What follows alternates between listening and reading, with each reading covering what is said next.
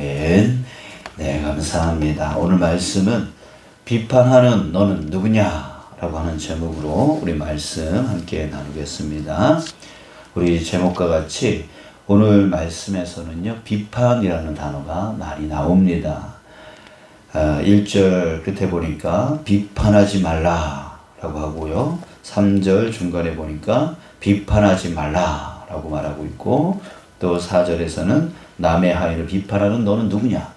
너는 도대체 누구길래 남을 그렇게 비판하느냐? 라고 하면서 그 비판을 엄히 금지하는, 비판하지 말라 라고 하는 그 말을 지금 사도 바울이 엄중하게 하고 있습니다. 비판하지 말라는 반대로 존중하라 라고 하는 그런 뜻이겠죠. 그렇습니다. 여러분, 우리는 비판하지 말아야 됩니다. 어떤 경우이든 비판하지 말아야 되는 거예요. 그리고 대신 존중할 줄 알아야 되는 것이죠. 자, 왜 비판하지 말아야 됩니까? 이 비판은 바로 교회의 갈등의 가장 큰 요인입니다. 지금 이 로마서는 한 가지 주제를 갖고 있다고 했습니다. 바로 로마 교회의 하나됨입니다. 그 안에 유대인 그리스도인들과 이방인 그리스도인들이 함께 있음으로 인해서 서로 자신의 주장, 서로 자신의 생각들을 주장해 나감으로 인해서 교회 내에 분열이 생기는 거예요. 그 분열의 가장 큰 요인이 바로 서로 비판하는 거죠.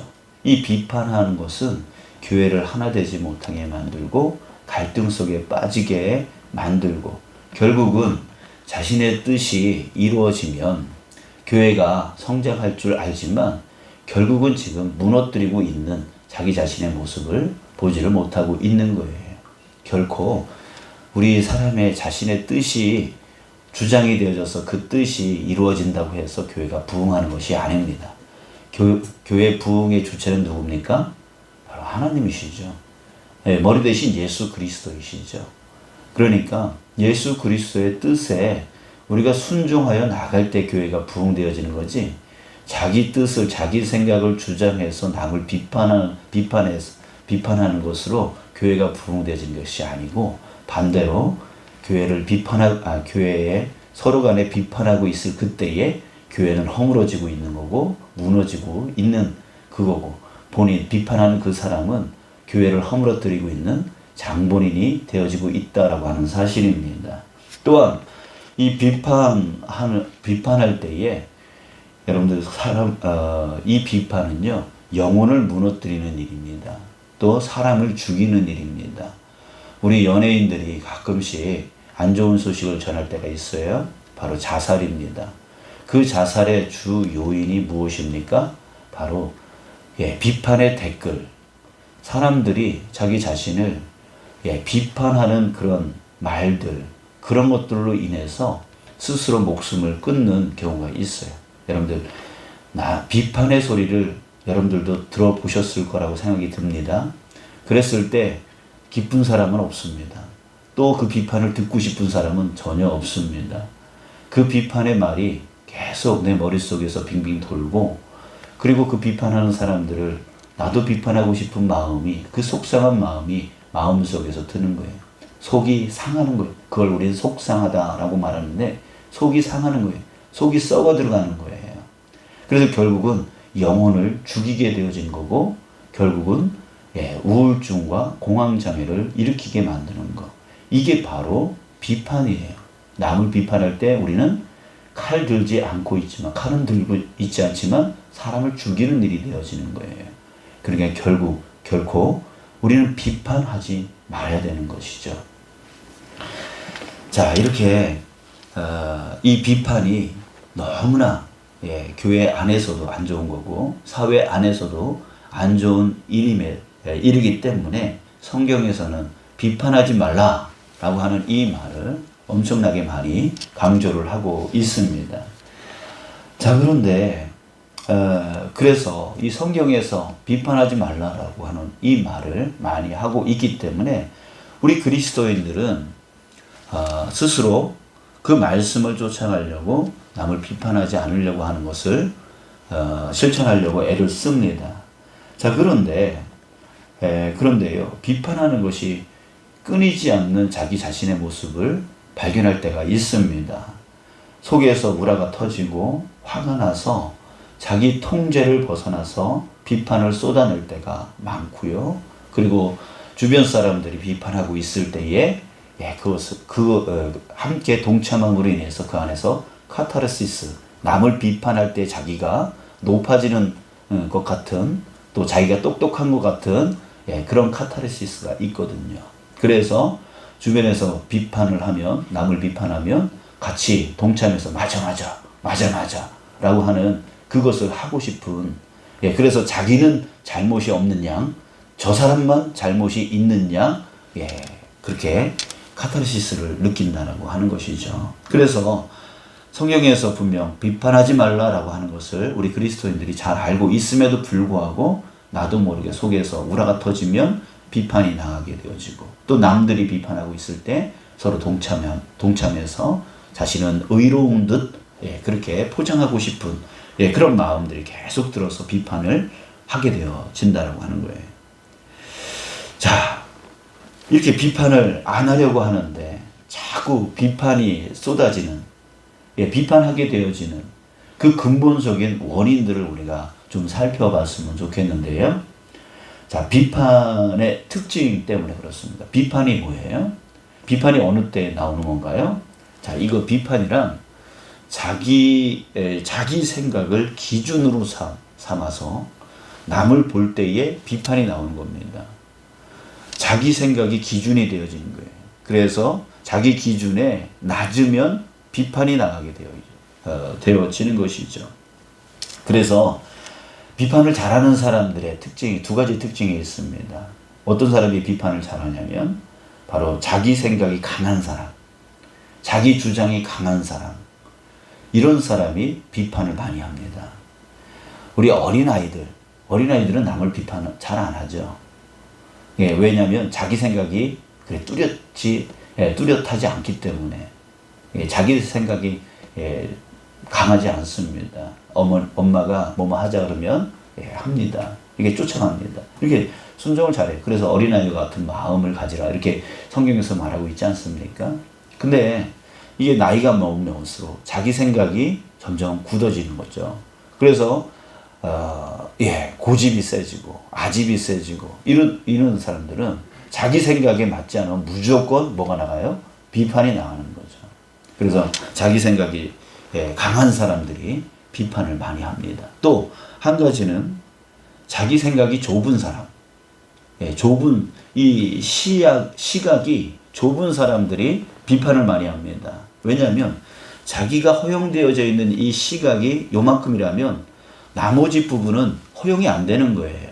그러니까 좁으면 좁을수록 이 허용이 안 되는 부분이 더 많아지는 것이죠. 근데 이 시각이 넓은 사람들이 있어요. 이런 사람들을 우리는 뭐라고 얘기를 하냐면 성인이다, 이렇게 말을 해요. 이래도 이해가 되고 저래도 이해를 하고, 이렇게 폭이 넓은 사람, 이런 사람이 있고 저런 사람이 있음을 인정하는 사람, 이런 사람들이 바로 성인이라고 해요. 저 사람은 성인 같아. 이해력이 많다는 얘기죠. 그런 사람들은 뭐냐면 시각이 넓은 사람들이에요. 세상에 살다 보면 이런 사람도 있고 저런 사람도 있는 거 아니겠습니까? 내가 생각하지 않은 다른 것들을 좋아하는 사람들도 있고, 내가 원치 않는 것을 또 원하는 사람들도 있는 거예요.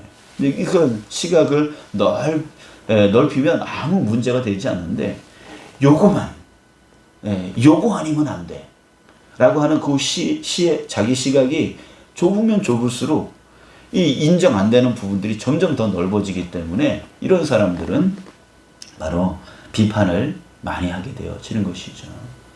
그래서 내가 지금 비판을 하고 있다 라고 생각할 때에 내가 지금 내 생각을, 내 주장을 강하게 생각하는 사람인가, 이걸 한번 생각을 해봐야 될 거고, 내 시각이 좁은 사람이 아닌가, 이걸 한번 우리가 돌아봐야 된다라고 하는 것입니다.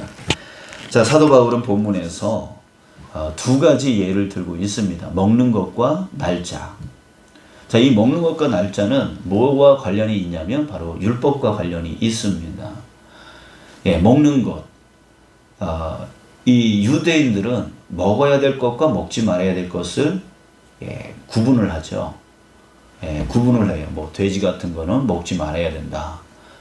뭐 비닐이 없는 거는 먹지 말아야 된다. 등등의 여러 가지 그런 율법적인 규칙이 있어요. 자, 그런데 자, 이렇게 그 먹는 것에 대해서 신경을 쓰는 사람들은 어떤 사람들이냐면 믿음 안에서 자유함을 아직 얻지 못한 사람들을 얘기합니다. 그래서 1절에 믿음이 연약한 자를 이렇게 말하고 있는데, 여기서 믿음이 연약한 자는 바로 아직도 율법 가운데에 매여서 그 율법을 반드시 지켜야 된다라고 쫓아가는 그런 사람들을 얘기합니다. 자, 그랬을 때, 자, 이 율법 준수하는 것을 강하게 생각하는 사람들은 그 율법을 어긴 사람들을 어떻게 하겠어요? 자기 기준에 맞지 않으니까 어떻게 비판하게 되어 있죠. 근데 이제 믿음 안에서 자유함을 얻은 사람은, 야, 어떠냐? 우상의 제물도, 고린도 전서에서 나오나요? 우상의 제물도 다 하나님으로부터 온 거야. 그러니까 감사함으로 먹으면 괜찮은 거야. 그건 아무런 문제가 될 게 없는 거야. 자, 이렇게 믿음 안에서 자유함을 갖는 사람들은 음식에 대해서 구분을 하지 않는다는 거죠. 근데 그렇게 믿음 안에서 자유함을 얻어서 음식에 대해 구애받지 않는 그 사람은 또 누구를 비판할까요? 그 율법에 매여서 그 음식을 먹어야 되느니 말아야 되느니 이렇게 말하고 있는 사람들을 또 비판하고 있는 거죠. 그러나 서로 자기 생각 기준에 맞지 않으면 무조건 비판이 나간다는 거죠. 그러지 말라는 거예요. 자, 날짜에 대해서 또 얘기를 합니다. 이 날짜는 바로 안식일, 축제일 이런 것들을 얘기해요. 유대인들은 안식일을 지켜야 된다 그래요. 우리 이 안식교에서 토요일이 안식일이라고 얘기를 하잖아요. 그래서 안식일은 토요일날 지켜야 된다라고 그래요. 근데 지금 우리가 주일을 지키는 이것은 로마의 뭐 태양절, 뭐 축제일 이 날을 우리가 따라가는 거다라고 얘기를 합니다. 자, 그래서 서로 또 비판을 해요. 지켜야 된다, 아니다. 우리가 이렇게 주일날 예수님이 다시금 부활하신 그 날을 기념하여서 우리가 하는 거니까 이 날을 해야 된다. 서로 비판을 하는 거예요. 그 날짜 갖고.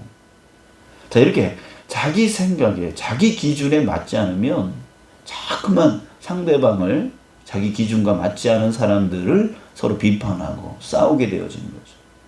자, 이런 것들이 끊이지 않는 거죠. 끊이지 않으니까 교회에 항상 분란이 생기게 되어지는 거예요. 자, 이것을 사도 바울이 정리를 합니다. 자, 왜 비판하지 말아야 되느냐? 그 이유에 대해서 말하고 있는데 3절 끝에 보니까 이는 하나님이 그를 받으셨습니다 라고 했습니다. 하나님이 그를 받으셨습니다. 자, 율법 안에 있다가 예수님을 믿음을 통해서 그리스도인이 됐어요. 자, 그렇다면 그 사람도 바로 하나님의 자녀가 되어진 거예요. 아직 완전하지는 못하더라도. 여러분, 저와 여러분들은 우리 모두 다 완성되어지는 과정 가운데 있지 않습니까? 그죠? 그래서 성화되어져 가고 있잖아요. 여러분들, 우리가 지금 구원을 받은 그때서부터 태어난 거라고 그랬어요. 태어난 그 사람은 이제 아기예요. 사람으로 되어져 가고 완성되어져 가고 있는 거예요. 그래서 예수님이 부활하시는 재림하시는 그날 우리는 완성되어져서 하나님의 나라로 나아가게 되어질 거라는 거죠. 그렇다면 저나 여러분들은 다 불완전한 상태라고 하는 거죠. 지금 발전되어지고 있는 가운데 있는 거죠. 자, 율법을 지키다가 예수님을 믿게 되었고 그래서 그리스도인이 되었어요. 그렇다면 하나님의 자녀가 되어진 거죠. 그러나 그 삶은 아직도 율법에 가까이 있는 거예요. 율법에 묶여 있을 수 있는 거예요. 그러나 중요한 것은 그 율법에 묶여 있는 그 상태가 중요한 게 아니라 이제 예수 그리스도를 믿음을 통해서 어떻게 됐다는 거예요? 하나님의 자녀 되었다는 거죠. 자, 그렇다면 믿음 안에 있는 사람들은 또 어떤 사람들이에요? 또 하나님의 자녀라는 거죠. 그러니까 저나 여러분들이 다를지라도 그 행동과 그 생각과 그 모든 것이 다를지라도 우리에게는 공통점이 있습니다. 그 공통점이 뭐냐면 우리는 하나님이 우리를 받으셨다는 얘기죠. 우리는 동일하게 하나님의 자녀라고 하는 거예요. 그것을 4절에서는 하인이라고 표현합니다. 남의 하인을 비판하는 너는 누구냐? 그가 서 있는 것이나 넘어지는 것이 자기 주인에게 있음에 그가 세움을 받으리니 이는 그를 세우시는 권능이 주께 있음이라. 자, 그렇습니다. 우리가 하나님 안에 있음으로 인해서 우리는 하나님의 소유물이 되어진 거죠. 그렇다면 우리를 판단하실 분은 누굽니까? 오직 하나님밖에 없다는 얘기예요. 그런데 하나님의 소유물인 우리를 누가 비판해? 누가 비판할 수 있느냐 이런 말이에요. 그러니까 하나님만 우리를 판단하실 수 있는 거지 우리가 남을 판단하면 안 된다는 얘기죠. 자, 또 한 가지, 또 한 가지는요. 6절, 6절 보겠습니다. 나를 중히 여기는 자도 주를 위하여 중히 여기고 먹는 자도 주를 위하여 먹으니 이는 하나님께 감사하며 먹는 자도 먹지 않는 자도 주를 위하여 먹지 아니하며 하나님께 감사하느니라. 여러분, 우리가 각자 이렇게 생각하고 행동하는 그것들 그 안에 주를 위하여 나는 주님을 위하여 나 이 음식 먹지 않을 거야 이렇게 생각하는 사람이 있습니다. 근데 그 마음이 주를 위하여 그렇게 한다는 거예요. 근데 먹는 사람도 나도 주를 위하여 이것을 먹을 거야 이럴 수 있다는 거죠. 여러분들, 우리 생각의 폭을 넓히기를 바랍니다. 내가 하는 행동만 옳은 게 아니라 저 사람이 하는 행동도 옳을 수 있다 라고 하는 것을 우리가 꼭 기억하시기 바랍니다. 서로 간에 주를 위하여서 나는 이거 하는 게 맞는 것 같아. 주님을 위해서 이거 하는 게 맞는 것 같아. 그러면 할 수 있다는 거예요. 근데 그 반대적인 아니야 나는 이걸 하지 않는 것이 주님을 위하여 하는 거라고 나는 생각해. 그러면 그렇게 하라는 얘기죠. 그냥 그것을 누가 판단하냐면 주님이 판단하신다는 거죠. 그랬을 때 그 안에 역사하셔서 아니야 야 너 이거 하는 거 내가 원치 않아 이렇게 말씀하실 수 있고 이거 너 해야 되는 거 내가 옳다고 생각해 라고 주님이 그 양심에 말씀하셔서 그것을 고쳐나갈 수 있도록 해주신다라고 하는 것이죠. 여러분, 우리의 생각의 폭을 넓히고 우리의 주장을 내려놓고 주님의 뜻이 어디 있는가를 우리가 알아가는 저와 여러분들 되시길 원합니다. 그럴 때에 우리가 비판을 내려놓을 수가 있는 것이죠. 자, 우리 마지막 한마디만 더 하고 우리 마치려고 하는데 여러분들 우리가 실천해 나가기를 원합니다. 내 좁은 생각으로 내 기준에 맞지 않는다고 남을 판단하거나 또 남을 비판하는 그 일을 우리가 내려놓기를 원합니다. 만약 내가 비판하고 있다면 내 입장뿐만 아니라 그 사람의 입장까지도 내가 지금 충분히 생각하고 있고 또 충분히 안 상태에서 비판하고 있는지를 먼저 생각하는 우리가 되어지길 원합니다. 주로 비판의 대상이 누가 되어지냐면 나와 비슷한 상태에 있고 환경에 있고 위치에 있는 사람은 비판하지 않습니다.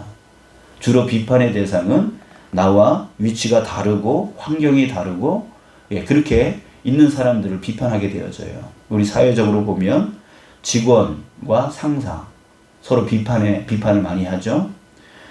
또 가난한 사람과 부자 서로 비판을 많이 합니다. 또 노동자와 관리자 서로 비판을 많이 합니다. 또 백성과 정부 서로 비판을 많이 합니다. 이렇게 서로 같은 부류, 같은 경험, 같은 위치에 있는 사람들은요, 잘 비판을 하지 않아요. 서로의 입장을 알고 서로 그 경험을 해봤으니까요. 저 사람이 얼마나 힘든지 어려운지 아니까요. 근데 서로 반대쪽에 있는, 서로 다른 위치에 있는 자들을 자꾸만 비판을 합니다. 자, 교회 안에서도 역시 마찬가지예요. 교회 안에서는 마찬가지예요. 서로 다른 위치에 있는 그런 사람들을 비판을 할 때가 많습니다. 자, 왜 그렇습니까? 자기 입장으로 그 사람을 보기 때문입니다. 그 사람의 입장을 한 번도 경험해 보지 못했기 때문입니다. 저 사람이 내 눈에 볼 때는 쉬운 것 같아요. 그러나 사실 여러분들 자신을 한번 보세요. 여러분들이 하시는 일들이 결코 쉬운 일입니까? 근데 남이 너 그거밖에 못하냐? 이런 말은 내가 하고 있는 일을 쉽게 본다는 거죠. 제가 만약에 농사일을 하시는 분들, 그분들에게 아유, 이건 이렇게 하는 거예요. 저렇게 하는 거예요. 왜 이렇게 하세요? 라고 한다면 분명히 뭐라 그럴 거예요. 뭐라 그럴 거예요. 왜 제가 그런 말을 합니까? 한 번도 경험해 보지 못했기 때문에. 그 농부의 일이 얼마나 고되고 얼마나 힘든 일인가를 제가 경험해 보지 못했기 때문에 그 일이 쉽게 보이는 거예요. 그래서 저는 그렇게 말을 할 수 있게 되어지는 거죠. 근데 사실 농부의 일이 쉬운 일입니까? 결국 쉽지 않은 거죠. 여러분, 내 눈에는 쉽게 보여도 그 당사자는요, 정말 그 안에서 얼마나 열심히 하고 얼마나 힘겹고 얼마나 어려운 상황 가운데 있는지 여러분들 우리는 모릅니다. 그런데 그거를 쉽게 너무 생각하는 거죠. 그러니까 자꾸만 반대쪽에 있고 나와 환경이 다르고 그렇게 다른 위치에 있는 자들을 쉽게 비판하게 되어지는 거예요.